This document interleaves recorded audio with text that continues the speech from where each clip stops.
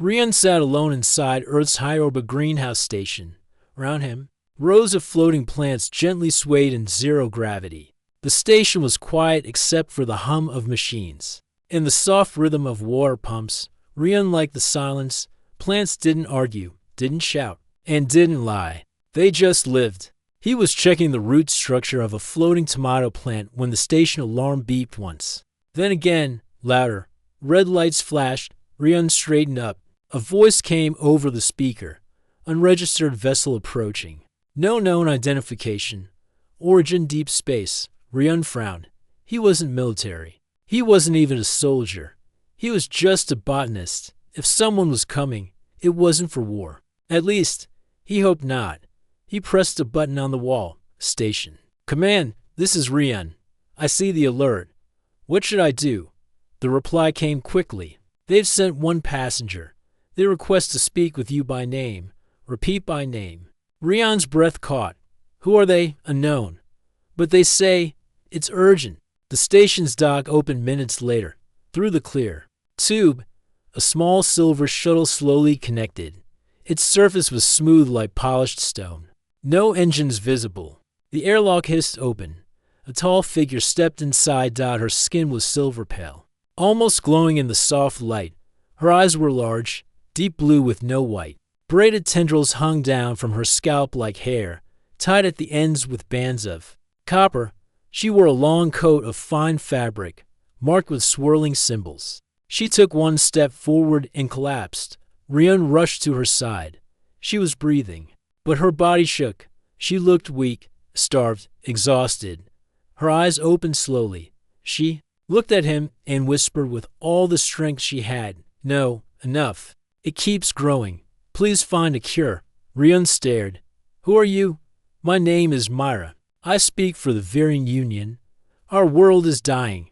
Rian helped her to a seat and gave her water. She drank slowly, her hands shaking. "Growing?" he asked. "What's growing?" "A plant," she said. "It was once our food, our gift. We made it strong. But now it grows without end. It eats rock, metal, fire. Nothing stops it. It learns." Rian's eyes narrowed. "You engineered it?" Myra nodded. "Centuries ago. To solve hunger. It grew fast, fed thousands. Then it spread. We tried to stop it, burn it, freeze it, starve it. It always returns." She leaned closer. "Now, it covers half our world. Cities vanish under green. Our skies are dark. We have weeks left, maybe days. But we heard of you, the human who made plants grow on floating rocks. The one who turned dead soil into living gardens. We need your help." Rian stood up slowly. He didn't feel like a hero. He didn't even like attention. But something in her voice made him pause. She wasn't lying. She wasn't here for gain. She was here out of fear. "You need human knowledge," he said. "Not just machines." Myra nodded. "Your blood, your cells, your way of thinking. This plant doesn't know you. It can't predict you." He walked to the window. Outside, Earth floated like a blue pearl, calm and silent. Above it, the stars looked endless. "I'm just a botanist," he said. "You're more than that," she said. "You speak to living things, not just grow them. Listen to them. We need someone who listens." Rian looked back at her. Her eyes were wide, not demanding, not angry, but filled with desperation. She was not just a diplomat. She was someone who had watched her world die every day and still hoped someone might help. He sighed. "All right," he said. "Show me your world." She bowed her head, then stood slowly. "Thank you, Rian of Earth." They left the station together. As the shuttle moved away, the greenhouse behind them grew smaller and smaller. Floating quietly in orbit, ahead of them, far across the stars, a green planet waited. Not green with force or life, but a wild, endless vine that had no mind and no mercy. And now, it had one final chance, a human. The Varying shuttle flew quietly through the stars. Rian sat beside Myra, looking out the wide window. Ahead of them was her homeworld, once full of cities and light. Now it looked like a spinning green ball, wrapped tightly in vines. "How long has it been like this?" Rian asked. Myra's voice was quiet. "It began slowly, years ago. At first, The vine gave more food than we could eat. Then, it began to grow on its own. Fast, smart. We didn't see the danger until it was too late. The shuttle entered the planet's atmosphere. As they descended, Rian saw what Myra meant. Massive walls of green curled around broken towers. Thick vines rose like mountains. Ships were stuck inside plants. Giant roots tore through stone and metal. Every piece of land seemed alive. This isn't just a plant, Rian said. It looks like it's thinking. It is, Myra said. We didn't create it to think, but it learned. It grows in places we hide from it. It follows heat, sound, and energy. It remembers what hurt it and changes to survive. They landed on a small platform high above the vines. This place was one of the last safe spots, held in the air by a floating engine that stayed just out of the vine's reach. A group of Varian scientists met them. Their clothes were marked with stains. Their faces tired. No one smiled. They looked at Rian with eyes full of silent hope. Rian followed them to a clean room filled with samples. In the center was a piece of the vine, trapped inside a clear box. It was thick, green-black, and moved slowly like a snake. Its surface pulsed like it was breathing. Rian stepped closer. Is it alive in there? Yes, said one of the Varian. We tried poison, fire. Cold. It always survives. It splits and grows stronger. Rian nodded. He opened his case and pulled out his tools, a scanner, a small microscope, and a sealed vial. He worked calmly, cutting a small piece of the vine and placing it under the scope. It is plant cells, he said, but something more. It shares information through every root. It's like one big brain made of plants. He thought for a moment. It's not reacting to your treatments because it knows them. It's from this planet. It understands your biology. You need something it has never seen before. Myra stepped forward. You mean human biology, Rian nodded. It won't expect me. He took out another vial, this one filled with his own blood. He added a drop to a small mix of natural acids and enzymes. Then he carefully poured it into the vine's box. At first, nothing happened. Then, the vine recoiled. It twisted away from the spot where the liquid touched it. It shook and turned red along its surface. Within seconds, it started to shrivel. The scientists gasped. It's working, one of them said. But Rian wasn't smiling. He stepped back and watched. A moment later, the shriveled piece began to change. It pulsed again, then split into two smaller vines. They grew back stronger, faster, and they moved toward the glass, testing it with sharp tips. It adapted. Rian said, it copied my enzymes. This thing doesn't just learn, it evolves in minutes. The room went silent. One scientist whispered, how can we fight something that rewrites itself every time? Rian stared at the box. He had seen fast-growing plants before. He had seen living root systems. But nothing like this. This vine had no limit, no balance. It's not just surviving, he said. It's trying to understand. That's why it grows faster after being hurt. It's learning how to fight back. Myra looked shaken. Then we made something that will never stop. No, Rian said. You owe something that was already like this. You just gave it what it needed to grow.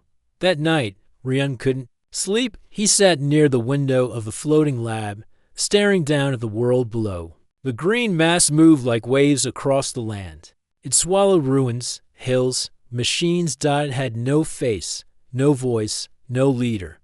But it was alive. It was watching. Myra joined him. You think we can stop it? She asked. I don't know, he said. It's not just a plant. It's something else. Now, she looked at him. Then why did it react to your blood? Because I'm different, he said. It's never met a human before. I think it sees me as new. Myra nodded slowly. Then you might be the key. Rian wasn't. Sure, he didn't feel like a key. He felt like a man staring at a storm too big to stop. But he also knew one thing: every living thing, no matter how strong, had a weakness. He just had to find it, and he had to do it fast, because outside, the vine kept growing. It was reaching toward the skies, rising higher every day. The next morning, the skies over the Varian city turned darker. It was not rain. It was the shadow of the vine dot from the highest towers. The green walls could be seen slowly climbing into the clouds. Each vine twisted with purpose. It didn't just grow, it reached. It hunted. Rian stood in the center of the lab, looking at a table filled with equipment. He had slept for only 2 hours. His mind was racing all night. He kept thinking about the way the vine reacted to his blood. Maybe it wasn't poison too. The plant dot, maybe it was a message. He placed another drop of his blood into a new mix, adding enzymes and nutrients found only in human biology. This time, he made a weak solution, something the vine might ignore at first. He injected the mixture into a live vine sample. Everyone waited. At first, nothing changed. Then the vine started to pull away again, just like before. But instead of dying, it stopped moving. It sat still, like it was thinking. Rian leaned closer. It's not attacking. The sample remained still for minutes. Then it started to grow again, but slower. The new growth looked different, thinner, lighter green, less aggressive. Rian's eyes widened. I don't think it's just adapting. I think it's trying to copy me. One of the variant scientists looked shocked. Copy you? Rian nodded. It knows what hurt it. Now it's trying to become that. The scientist stepped back. That's not good. What happens if it learns to use your biology? Rian turned toward Myra, who had been silent the whole time. If it copies human biology, he said, it might also copy human weakness. Myra looked confused. You want it to copy you? I don't want to destroy it, Rian said. I want to make it stop, right now. It has no limits, no death, no balance. But if it takes something from me, something human, it might gain that balance. The variant scientists looked unsure. They didn't trust the idea of giving more to the vine. But Myra nodded. Then we give it your blood, a controlled dose, from the inside. They prepared a delivery system, a small drone with sharp legs that could carry the mix deep into the vine mass. Rian added more of his cells, mixed with calming plant chemicals. It wasn't poison. It was a message, a handshake. The drone launched from the lab, flying low over the jungle of vines, on a screen. They watched it land deep in the green field and inject the solution into the thickest root. For a long time, nothing moved. Then the ground shook. The vines near the injection site began to move in circles. They twisted slowly. Then they stopped. Flowers bloomed. Bright, glowing flowers opened along the vines, unlike anything the variant had ever seen. The scientists gasped. It's changing. But Rian was not smiling. He noticed something strange. One of the new flowers had a shape like a human hand. Another had markings like a face. Not just any face's face. It's learning me, he whispered. It's copying me too fast. Myra looked nervous. What does that mean? It means, Rian said slowly, it doesn't just adapt, it remembers. And now it remembers me. That night, Rian couldn't sleep again. He sat in the quiet chamber near the observation deck. He stared at the planet below. The vines were calmer now, slower, but not gone. Something was happening deep in the network, something he couldn't see. He closed his eyes, and then he dreamed. But it was not a normal dream. It felt real. He was standing in a forest, but the trees were made of vines. The sky above was green. In the center of the forest stood a giant root, shaped like a heart, beating slowly. A deep voice filled the air, not in words, but in feeling. You are not of this soil, but you speak life. Why? Rian spoke back, not with his mouth, but with his thoughts. Because everything must stop one day. You must stop too. The root pulsed. I never knew death. I only grow. I only learn. You bring something strange, Rian. Step closer. I bring choice. Growth without end is not life. It's hunger. You must choose something else. The forest shook. The vines around him moved like waves. The dream faded. He woke up sweating. The vines had spoken. Rian ran to the lab and told Myra everything. It's listening, he said. Not just learning, it's listening. Myra's eyes widened. Then it has a mind, not like us. Rian said, but maybe it has memory, emotion. It doesn't want to stop. It wants to understand. Just then, a siren rang out across the station. One of the scientists shouted, Emergency alert. Vine breach on eastern rim. But wait, no attack. No movement. It just opened. They checked the cameras. A huge wall of vines had moved aside, creating a path. At the end of the path stood a tall root structure with glowing flowers. In the center, something new was growing, something that looked like a human figure made of plant material. It wasn't attacking. It was waiting. Ryan stared at the screen. It's calling me. Myra stepped beside him. Then we go. The path opened by the vines remained still, wide enough for 3 people to walk side by side. It stretched far, leading into the heart of the green forest. The leaves didn't rustle. The vines didn't move. Everything felt quiet, almost peaceful. Ryan stood at the edge of the path with Myra beside him.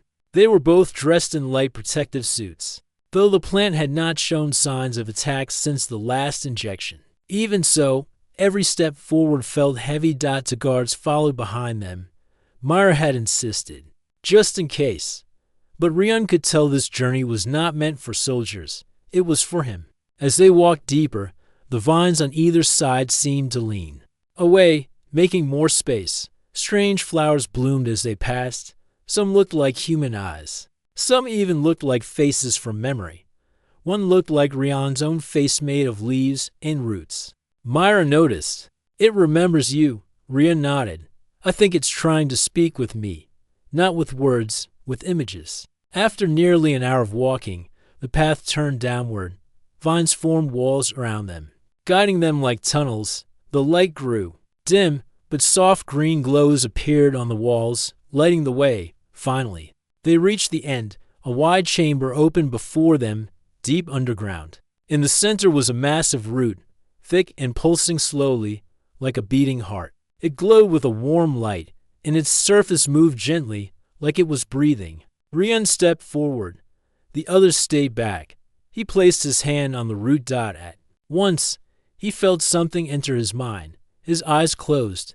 He was no longer standing in the cave. He was inside a dream, but it was not his own. He stood in darkness at first.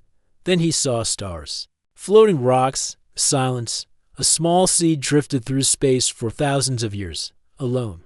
Watching. Then hands picked it up. Varying hands, scientists, curious and full of hope. They planted the seed, fed it, studied it. The seed woke. It began to grow. The dream shifted. He saw the first sprouts, beautiful and bright. The variant celebrated. Then the growth quickened. Too fast, too strong. Roots broke walls, leaves darkened the skies. The plant tried to understand. But the variant attacked it, burned it, cut it. So it fought back. The dream ended. Ryan opened his eyes. His hand still touched the root. The pulsing slowed. Myra stepped beside him. What did you see? Ryan looked at her. It's not just a plant. It's a memory. A seed sent from somewhere far away. Sent to learn. Maybe sent to test. Myra's voice became quiet. We thought it was a gift. It was, Ryan said. But it was also a mirror. It gave you what you wanted: fast food, strong growth, but it copied your own hunger too. When you fought it, it learned fear. When you tried to destroy it, it grew stronger. He looked back at the root.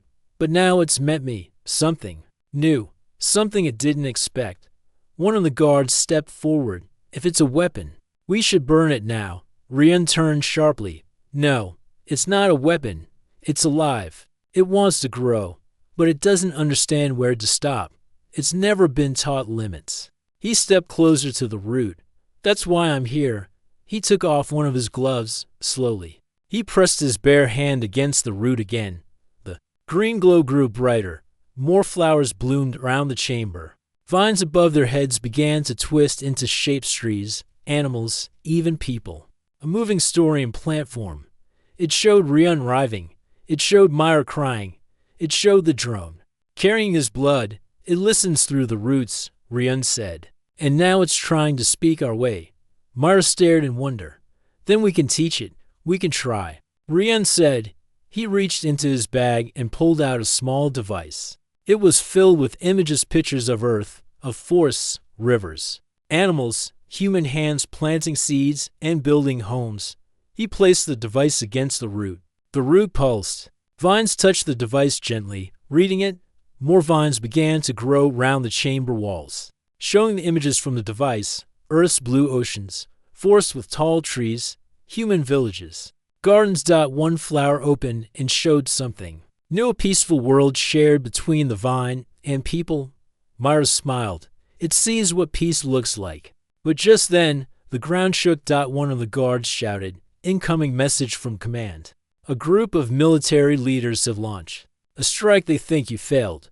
They're going to burn a section of the vines." Rion's heart dropped. No, not now.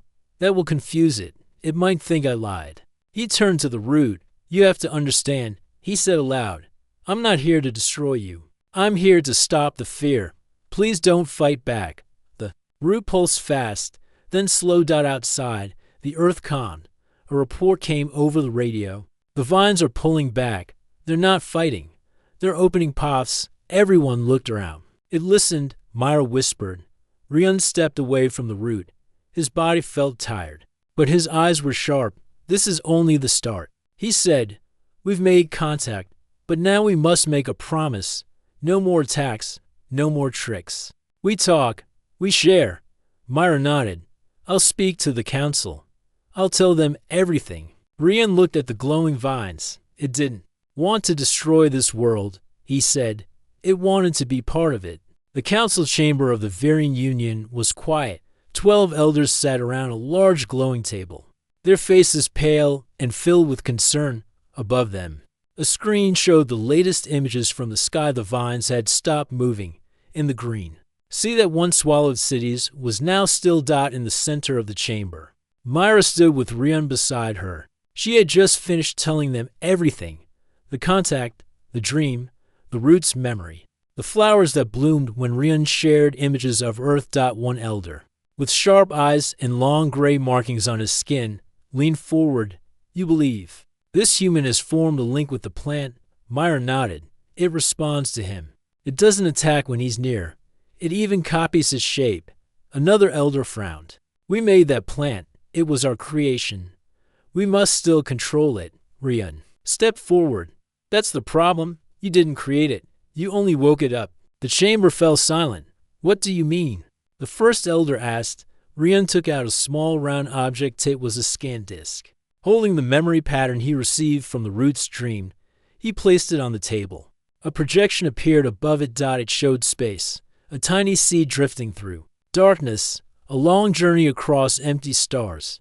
Then the Varian ship that found it, the hands that planted it, the labs that studied it, and finally, the moment it grew and began to change. "This seed didn't come from your world," Rion said. "It came from somewhere else. Maybe a different galaxy, maybe a different time." Myra added, "It may have been sent as a test, a seed carrying learning code. It waited until it found life, then adapted." The elders murmured among themselves. Rion continued, "When you fed it, you didn't just make it strong. You gave it your knowledge, your systems, your fears. It copied everything. That's why it grew like this. It reflected you." The eldest among them, a quiet woman with blue markings on her neck, finally spoke. "If it is not ours, then why did it stop for you?" Rion looked at the projection again. "Because I'm new to it. Human biology is different. It didn't know what to do with me. But when I shared peaceful signal stories of balance and choice, it slowed down." He paused, and then it tried to speak back. The room went still again. The elder woman stood up slowly. "Then we must know more. If this seed came from somewhere else, maybe there are more." Myra looked surprised. "You think this was only one seed?" The elder nodded. "Seeds don't travel alone. Not in nature, and not in space." Rion felt a chill. He hadn't thought about that before. If there was one seed drifting through space, then maybe there were others waiting. Later that day, Rion returned to the root chamber beneath the vines. The path still stood open. The plant had not attacked anyone since his last visit. The flowers had not vanished. In fact, new ones had bloomed. He sat near the giant root and placed both hands against the soft surface. It pulsed gently. "I need to see more," he whispered. "I need to understand where you came from." The dream took him again. This time, it showed him stars, many of them, a great black ship, not made by hands, but by roots and stone. From it, dozens of seeds were launched. Into space, each glowing faintly. He saw one land on a desert world, burn in the sun, and die. Another landed in water, and it grew a tower before breaking apart. Then he saw one seed land on a planet with blue oceans and green land, but it was not Earth. He saw beings that looked tall and smooth, with faces full of light. They watched the seed grow. They let it live among them, and it did not attack. That world stayed green and calm. The dream faded. Rion opened his eyes slowly. He stood up. His legs were weak, but his heart was beating fast. He walked back to the surface and found Myra waiting. "I saw where the seed came from," he said, "and I saw what happens when it's treated with respect. On another world, it became part of life, not a threat." Myra looked thoughtful. "Then maybe we can do the same." They spent the next day sharing that vision with the council. This time, the elders listened with care. If the planet could live in peace elsewhere, then maybe this planet had a second chance. But they would have to do more than stop attacks. They would have to learn to live beside it.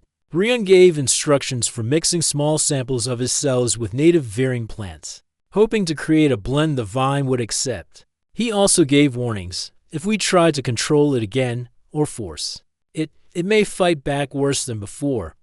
But if we treat it like a partner, it might stay calm. One of the young scientists asked, "Why would it listen to us now?" Rion answered simply, "Because it's learning from me, and I don't want war." By the end of the week, the vines had stopped growing beyond the known paths. They no longer swallowed buildings. They began to shape around old roads and cleared rooftops. Some vines opened space for sunlight to reach the soil again. The planet was breathing.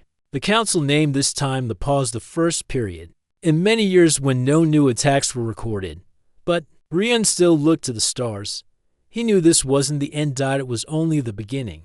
Because somewhere in the black sky above, more seeds might be falling, and not all of them would meet someone who knew how to listen. Days passed quietly on the Virian homeworld. The great green vines had stopped their endless rush. Flowers bloomed calmly, and sunlight reached places it hadn't touched for years. Rion's presence seemed to calm the wild growth, but deep inside, he knew the battle was far from over. The root heart beneath the planet pulsed slowly, but steadily. It was alive and listening. Rion sat in the root chamber again, his hand resting gently on the warm surface. He closed his eyes and tried to speak not with words, but with feelings. He sent thoughts of peace, of balance, of growth without hunger. The vine pulsed faster. Then the chamber filled with images. He saw forests growing tall and green, but not taking more than they needed.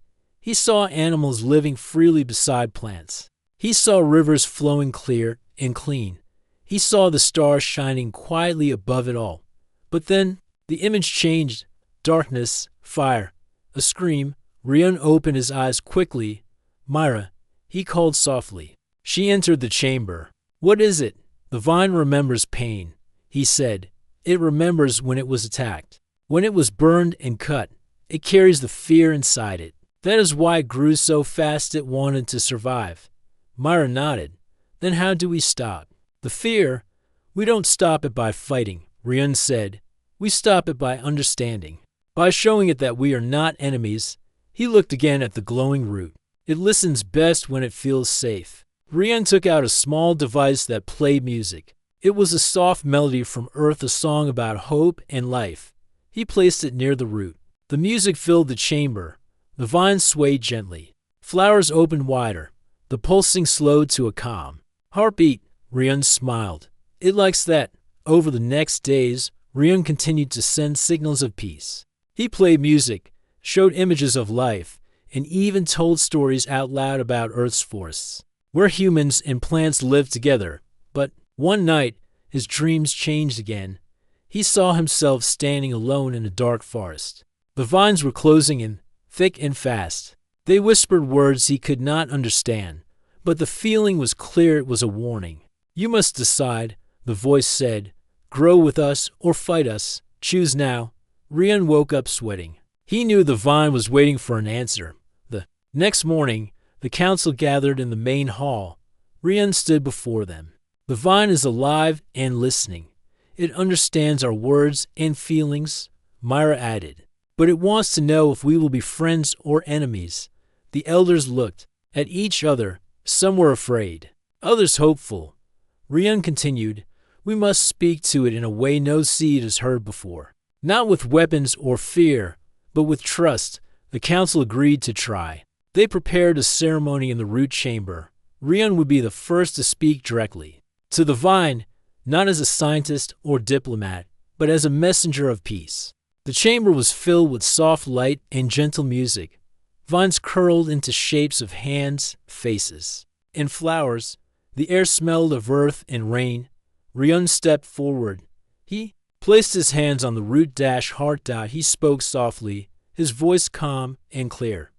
I am here to listen. I am here to understand. You do not need to grow without end. You do not need to fear. The root pulsed in response. Rian continued, telling stories of Earth's forests, of balance between life and death, of seasons changing and plants resting. The vines moved slowly, as if breathing deeply. Then, something unexpected happened. The vines around the chamber began to change color. They shifted from dark green to soft shades of blue and white. Flowers bloomed in patterns that looked like stars. The vine was speaking back. Myra gasped. It's answering. Rian nodded. It's learning how to speak our language for ours. Rian stayed in the chamber, sending words and feelings of peace. The vine responded with shapes and colors. It showed images of hope. The council watched, amazed. After the ceremony, the vines outside began to change too.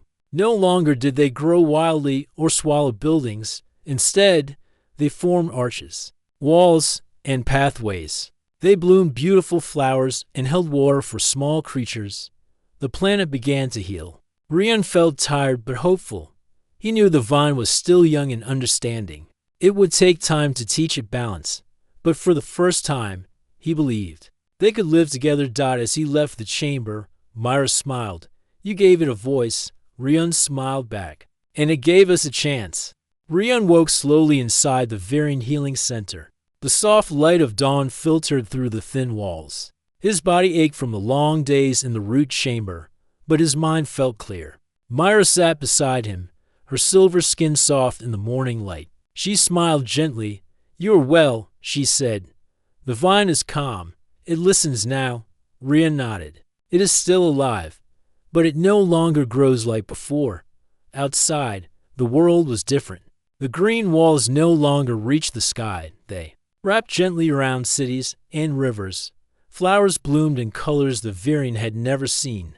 The council met again, this time in a peaceful hall. The elders spoke quietly about the new balance between their people and the vine. They call it the gift of stillness. Myra told the story of Rian's work, the talks, the music, the dreams. The council thanked him, but they also had a question. What will you do now, human? Will you stay? Rian looked at the green world outside. He felt love for this place. But he was a visitor, a stranger. I will go home, he said, but I will watch from afar. He gave them gift samples of earth plants, tools, and a small book of stories about peace between humans and nature. He warned them too. This stillness is fragile. If you try to control the vine again, if you fight it with weapons, it may not listen. Myra nodded. We understand. The day came for Rian to leave. The Varian people gathered to say goodbye. Some brought flowers made from the vine itself, a sign of respect and trust. Myra stood beside him at the airlock. Human, she said softly. You gave us hope. You gave us peace. Rian smiled. You gave me a lesson. Life is not only to grow, it is to live together. The shuttle rose slowly. Below, the green planet looked peaceful. The vines no longer threatened. They held the soil and water, protecting small forests and creatures. As the ship moved into space, Rian looked out at the stars. He thought about the seeds drifting through the darkness. Somewhere, others might need help. Others might need someone to listen. He whispered to the stars, I will be there.